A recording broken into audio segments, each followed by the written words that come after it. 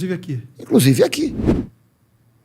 Só que encontraram um foco de resistência nos irmãos Gracie, que negociaram com eles, inclusive estavam dispostos a usar o nome judô, se eles permitissem que os irmãos Gracie tivessem controle da federação e controle das regras. Claro que eles não permitiram isso. Sem chance. E aí, os Gracies continuaram usando o nome jiu-jitsu. E por isso o jiu-jitsu sobreviveu no Brasil, porque senão nós teríamos o judô como é no mundo inteiro. Sim. O judô é o novo jiu-jitsu, vamos dizer assim, é o jiu-jitsu moderno, como eles chamavam.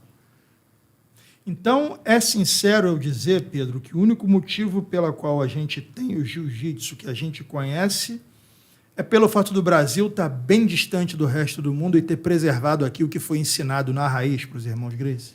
Mais ou menos, porque os Estados Unidos também está distante do resto do mundo, e lá não teve mais.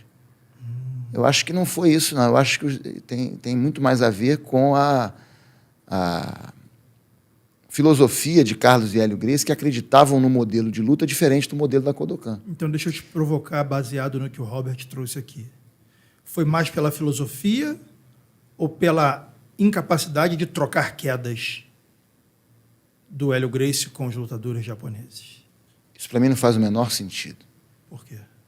Porque no Japão, você tinha um jiu-jitsu onde a luta começava em pé e terminava no chão, com a finalização.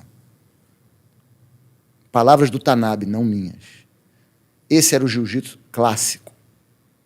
Esse era o jiu-jitsu verdadeiro. Segundo o Tanabe. Que a luta não parava. Não parava. Perfeito. E tinha lutas longas na época.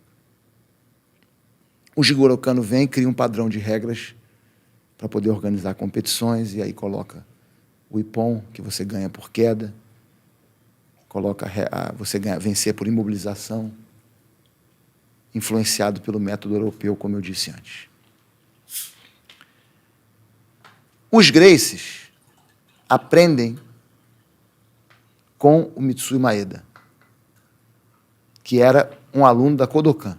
Nunca treinou jiu-jitsu no Japão, treinou judô, vão dizer os historiadores. Mas aí eu pergunto, o que é judô? O que é judô? É jiu-jitsu. Principalmente no início. Porque o judô começa a ficar diferente porque a regra, quando você começa a praticar dentro de uma regra, leva tempo para a coisa realmente mudar. Sim. Porque a regra influencia a prática.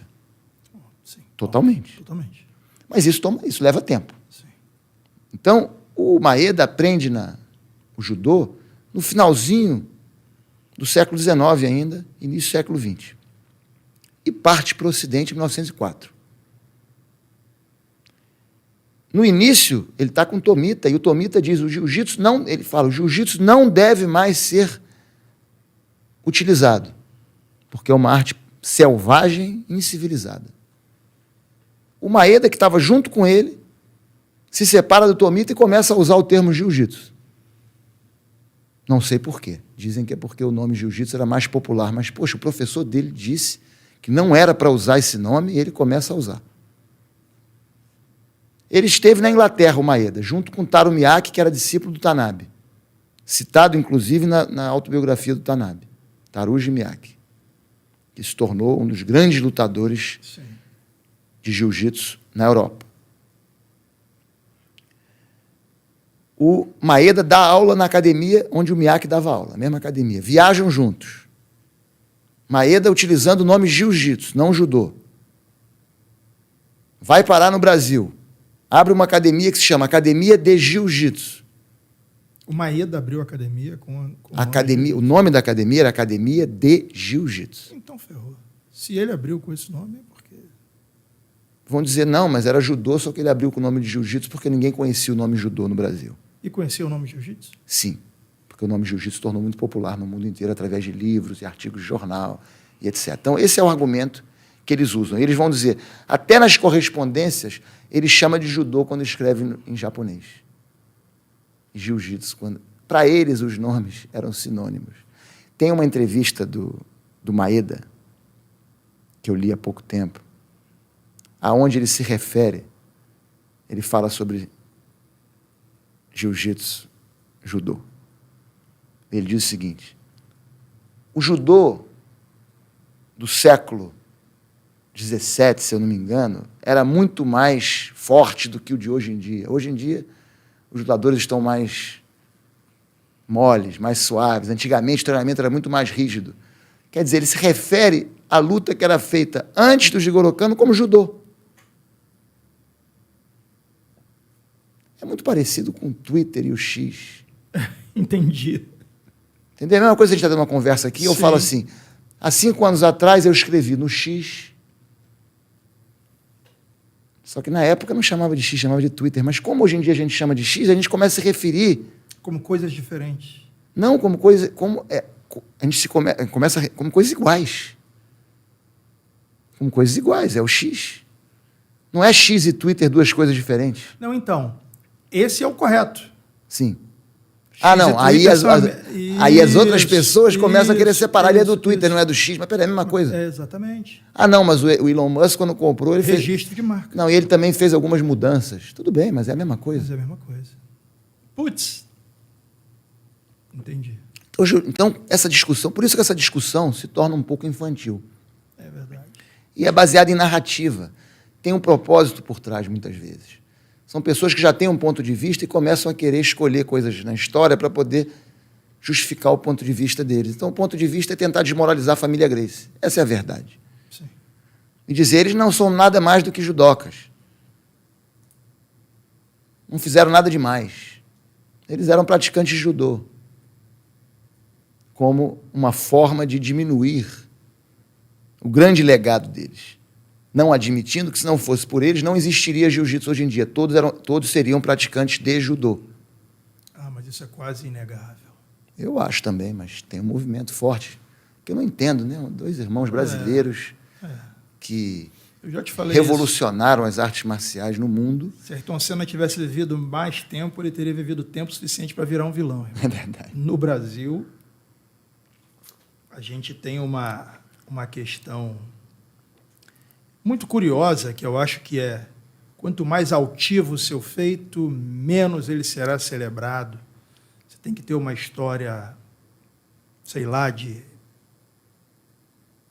que ter uma história comovente, que passe por uma jornada de muita dor para que alguém valorize. Eu acho que, se você for muito forte, de alguma forma vão tentar te colocar um pouco mais fraco. É isso que acontece com Carlos e Hélio Gracie. Entendeu? Eles eram muito fortes. E foram fortes a vida inteira. Então, isso gera muita inveja. Eu acho que é um dos sentimentos mais negativos que nós, seres humanos, temos. E, infelizmente, nós vemos isso muito nesses contadores de história que querem destruir grandes ícones. Então, deixa eu te provocar. Por favor. Porra, bicho. Hélio Gracie não era bom, vou usar o termo usado, não era bom de porrada. A parada dele não foi essa. A parada dele foi dar aula e divulgar o jiu-jitsu. Como é que você encara essa afirmação? Eu acho que você tem que analisar a carreira do Hélio Gracie como um todo. Ele se depara com o jiu-jitsu na década de 20, começa a treinar na década de 30, se torna um grande lutador na década de 30, na década de 50, na década de 40, começa a formatar um sistema de aulas baseado no que ele já fazia na década de 30, na década de 50 abre uma grande academia junto com seu irmão, no centro do Rio de Janeiro, onde ele desenvolve um modelo educacional de jiu-jitsu e através de aulas particulares. Mas vamos falar do Hélio Gracie lutador. O Hélio Gracie era um adolescente muito magro, fraco fisicamente, que tinha um problema de vertigem. Vou voltar aí, hein? Vamos lá. Vamos lá, segue. Vamos conversar sobre isso, é um bom momento. Depois a gente segue, vamos? Posso te interromper? Uhum. Cara, quando esse assunto vem aqui no podcast, é chuva de direct, comentário no YouTube, fala, porra, que Hélio Gracie era... Cara, já me mandaram foto de Hélio Gracie, sarado e pá. E muita gente alega, Alexandre, isso é uma falácia porque Hélio Gracie foi campeão de remo, porque Hélio Gracie foi campeão de natação, porque Hélio Gracie era atlético. Não tem Hélio Gracie franzino como na versão do Pedro. É a minha obrigação te provocar. Se eu Não, deixar por passar favor, batido, eu vou apanhar. Eu meu gosto, eu gosto de provocação. Então me fala aí, cara. O que acontece é o seguinte, isso é um anacronismo. Quando que o Hélio Gracie era atleta? Quando que ele era franzino? A gente tem que ver o tempo. Então, o Carlos Gracie começa, por volta de 1925, a treinar jiu-jitsu com os irmãos e ensinar a amigos na casa dele. Né? Nessa época, o Hélio Gracie tinha 12 anos de idade, 11 para 12 anos de idade. E aí, nessa época, ele tenta dar um treino e desmaia. Segundo o próprio Carlos Gracie, conta em um jornal, na véspera da luta com Kimura, no jornal o Globo, e cita o médico, o nome do médico, Fábio Carneiro de Mendonça, um médico respeitadíssimo, o irmão dele foi presidente do Fluminense, time de futebol. Ainda vivo na época, quer dizer, o Carlos Gracie ia contar uma mentira no jornal com um médico vivo. Ia meter um Pablo Marçal? Não ia. Claro que não. Então, o Carlos Gracie contou essa história, que o Hélio Gracie desmaiou no primeiro treino que ele teve, que o médico falou para ele não treinar jiu-jitsu. Então, isso foi nessa época. O Hélio Gracie foi praticamente, muito pouca gente sabe disso, um menino abandonado. O que ocasionou problemas emocionais seríssimos. O Hélio Gracie atribuía esses desmaios principalmente a problemas emocionais. Caramba. Ele foi criado inicialmente no Instituto de Surdos e Mudos, ou de Cegos, Benjamin Constant, cego. De cegos. E depois foi morar de favor no clube de regatas do Botafogo, no alojamento dos atletas lá, dos remadores. Não sabia disso. É. Caramba. Então era praticamente um menino abandonado. O Hélio, bicho? É. O Carlos Gracie foi para Belo Horizonte dar aula em 28, para São Paulo. O pai deles se mudou para o interior de São Paulo. A mãe teve problemas emocionais seríssimos e uma tia, Cesalpina, irmã da Cesarina, que era a mãe do Hélio Gracie, que arrumou, que era diretora desse instituto do Benjamin Constant, de cegos, e o Hélio Gracie arrumou do Hélio Gracie morar lá porque não tinha onde morar. Mas não podia morar com a própria irmã, meu Deus, com a Cesalpina? Podia, tinha muitos filhos também. Entendi. E eu tenho a impressão que um filho dela, Pedro Teberge, era também diretor do Botafogo. Entendi. E arrumou dele morar lá nos alojamentos. Aí eu não sei exatamente a razão pela qual ele não morava com a tia, mas não tinha espaço, não podia. Não era que eles tinham uma situação financeira boa na época, o pai foi para São Paulo. Então ele ficou numa situação de menino abandonado mesmo. E no clube de regatas do Botafogo, ele vira patrão de barco, de remo. Sabe o que é patrão? O que fica remem. Exato, porque ele era magrinho. Campeão de remo como patrão. Ele ia, aquele cara que fica lá, não sei se fica atrás ou na frente, mandando a galera. Mandando a galera remar. Mas qual é a característica física que esse cara precisa? Precisa. Nenhuma. Não precisa. Ser leve. Boa. Eu pensei no ato. Não tem ato de remar nenhum. Dizem que ele foi campeão de remo. Eu ainda não vi esse jornal. Estou esperando alguém me mostrar onde que o Hélio Gracie foi campeão de remo. Boa. Natação, sim. Ele me contava que ele praticou natação no Botafogo. Como adolescente, venceu algumas provas. Ele é campeão de natação, como se tivesse feito parte da equipe olímpica brasileira de natação. Era uma competição infantil, juvenil de natação, que ele participava, ali em 28, 29. Nós temos nos jornais alguns resultados dessas provas dele de natação e ele tendo algum sucesso nisso. E aí começa a virada do Hélio Gracie, física. Boa.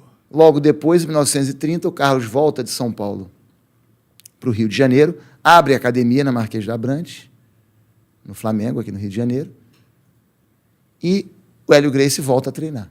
E aí, um ano depois, já está fazendo demonstrações e logo depois já participa de desafios, etc. Entendi. Boa. Dúvida sanada. Agora, como que o Hélio Gracie aprendeu jiu-jitsu? Claro que com os irmãos, principalmente com o Carlos, que era o professor principal dele, mas dizem que o Hélio Gracie treinava escondido do Carlos, porque o Carlos não queria que ele treinasse preocupado com a saúde dele. Entendi. E o Carlos foi para Belo Horizonte, foi para São Paulo, então nesse tempo, pode ser que ele treinasse com os outros irmãos, né, com outros alunos, e ele assistia muito, sempre ele ficava assistindo, e ele gostava muito de assistir. Agora, querem dizer que o Hélio Gracie pegam essa história e exageram. Hélio Gracie aprendeu só vendo. Ele aprendeu vendo, ficava olhando, e de repente entrou no tatame já faixa preta. Só de olhar. E tinha inventado um novo sistema de jiu-jitsu, e pegou um aluno e treinou. Não é nada disso. Claro que ele olhando, ele absorveu muito, depois começou a treinar, foi melhorando, treinando com os irmãos, e aí através do treino, porque os Gracies aprenderam muito de forma empírica, através do teste, né, do erro, do acerto, de muito treino, de muita disputa. Esse foi o grande mérito do Carlos Gracie, de sempre promover a disputa, o treino. Eles aprenderam, não tinham um modelo como o do Kodokan. De defesa pessoal, sim, havia um currículo, mas não tinha um modelo de aprender luta de forma organizada. Era treino, era instintivo. E sempre havia esse confronto entre os irmãos, Carlos contra Jorge, Jorge contra Hélio, Jorge contra Oswaldo. Eles treinavam muito e traziam caras fortes do Rio de Janeiro, lutadores de outras modalidades, para treinar. E esse confronto é o que levou os Gracies a serem tão bons. O Hélio Gracie me falava, eu treinava o dia inteiro. Qualquer um que aparecesse, qualquer cara forte que aparecesse, eu te chamava para treinar. Eu era fanático de luta, não podia perder um treino. E isso deu a eles uma vantagem muito grande, porque ninguém treinava do jeito que eles treinavam. Aí você me perguntou, o Hélio Gracie não era bom de luta? Como não era bom de luta? O Hélio Gracie foi quem fez o jiu-jitsu ficar famoso no Rio de Janeiro. Isso é verdade. Né? Claro que houve outros também, não é só o Hélio Gracie, mas foi o Hélio Gracie principalmente que fez o jiu-jitsu ficar famoso no Rio de Janeiro.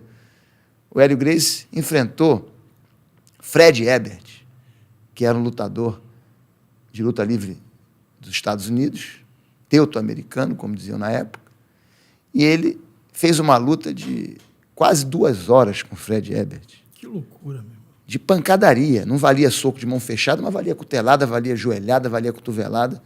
O Hélio Gracie me contava que os cotovelos dele ficaram roxos de tanta cotovelada que ele deu na cara do Fred Ebert, que tinha uma resistência tremenda, mas saiu com a cara toda arrebentada. Quer dizer, um lutador experimentado de luta livre dos Estados Unidos, veio dos Estados Unidos para lutar, lutador profissional, pesando, sei lá, 20, 30 quilos mais que o Hélio Gracie. Olha a diferença de peso. O Hélio Gracie com 18 anos, tinha acabado de fazer 19. Fazer uma luta com um cara desse e sair aclamado, porque o Fred Ebert, todo arrebentado, e o Hélio Gracie com a cara limpa, como que ele não era um bom lutador? Enfrentou Wladek Zybisco, conhecido mundialmente como um dos maiores lutadores da época. Eram 2 irmãos, os irmãos Zybisco, Stanislau e Wladek. O que é russo, essa galera aí? Polonês. Polonês? Caralho, sabia. E aí luta com o Hélio Gracie, empata. O Hélio Gracie magrinho, o cara tem fotografia dele, é um cavalo, um gigante de forte. Sim. O Hélio Gracie com 63 quilos, empata com o Wladek Zybisco, que inclusive finalizou o Jorge. Ah, é? É, o Jorge Gracie. Caramba. Mas não finalizou o Hélio Gracie. O Hélio Gracie luta com o Kato, 5º dan da Kodokan. O Kato não era de nada. Pô, então a Kodokan está com problema, dando 5º dan, faixa preta 5º dan para um cara que não era de nada, um cara com 20 e poucos anos recebe o 5º dan da Kodokan. Como é que você vai dar uma faixa preta 5º dan para um cara que não é de nada? E luta com o Hélio Gracie finaliza o Kato no estrangulamento. Luta com o Valdemar Santana, muito mais jovem, 3 horas e 40 minutos. Porra. Luta com Ono, Yasuichi Ono, que vem do Japão, aluno da escola do Kanemitsu, do Kozen, do pessoal que era bom de chão. Faz uma luta com o Hélio Gracie, 100 minutos de luta, 1h40. Empate. 5 rounds de 20 minutos. Pensa isso, 5 rounds de 20 minutos. Penso não. Aí o Ono fala, não, eu estava machucado, quero a revanche que eu vou ganhar com certeza. Fazem a segunda luta. Empate de novo. O Ono fala, nunca vi uma defesa dessa, nunca vi uma guarda dessa. A guarda do Hélio Gracie é intransponível. Não quero mais lutar com ele, porque ele tem a defesa muito boa, a luta se torna monótona. Prefiro lutar com o Jorge, que é mais agressivo, e aí eu tenho mais chances de ganhar. E a gente vai dizer que o Hélio Gracie não era um bom lutador? É difícil. Eu acho que muito disso, Pedro... Por que ninguém ganhou dele na época, se ele não era um bom lutador? É. Eu acho que muito disso vem desse lugar, eu vou te explicar. E aí eu vou jogar bem aberto com você, porque você é um cara que gosta de provocação. Muitas das histórias são aumentadas, apesar de não inventadas. Você quer ver uma que me deixa intrigado, por exemplo? Mas essa história que eu contei agora é um exemplo clássico disso, e eu acho que isso leva a esse movimento contrário, que o Hélio Gracie aprendeu olhando, que ele inventou o jiu-jitsu, tudo isso, é verdade. Um outro ponto, porra, o Rickson lutou com Byron Amona, que era um gigante havaiano. Cara, os havaianos não têm características de serem gigantes fisicamente, pelo que eu vi desse Byron Amona dando entrevista, ele não era um cara gigante, não. É que a galera aumenta. E aí vai ter aquele cara que vai pegar, porra, isso é mentira. E aí tudo vai virar mentira. Foi exatamente isso que eu... Fala, galera, beleza? Deixa eu dar um recado para vocês. Vocês estão com tanta moral com nossos patrocinadores que eu acho que a Hering enlouqueceu. Como eles sabem que o nosso conteúdo é esporte, é um esporte de alto rendimento e tem muita gente que assiste e além de assistir treina, eles liberaram descontos na linha esportes da Hering que aliados ao cupom CONNECT15 pode dar à audiência descontos em alguns casos 47% de desconto nas peças. Pessoal, a linha Hering Sports é uma linha muito propícia para o verão, porque é uma linha que vem com tecnologia UV e você pode estar vestindo para treinar, porque além de proteger vocês dos raios ultravioleta, é uma linha que possui elasticidade e conforto. A tecnologia não deixa marca de transpiração, por mais que você treine com a blusa durante horas de treino. Significa dizer que seja qual for o seu treino, se for um treino de corrida, se for um treino de grappling, se for um treino de musculação, seja o que for, você tem agora tecnologia aliada à maior marca de básicos essenciais do Brasil. E tudo isso com descontos cumulativos, que os descontos do site mais o desconto do cupom CONNECT15 em alguns produtos podem render descontos de até 47%. Então clique aqui nos links dos produtos da Hering Sport, use o cupom CONNECT15 e aproveite essa promoção que é por tempo limitado, beleza? Vamos lá para o conteúdo que hoje tá irado, galera. Forte abraço.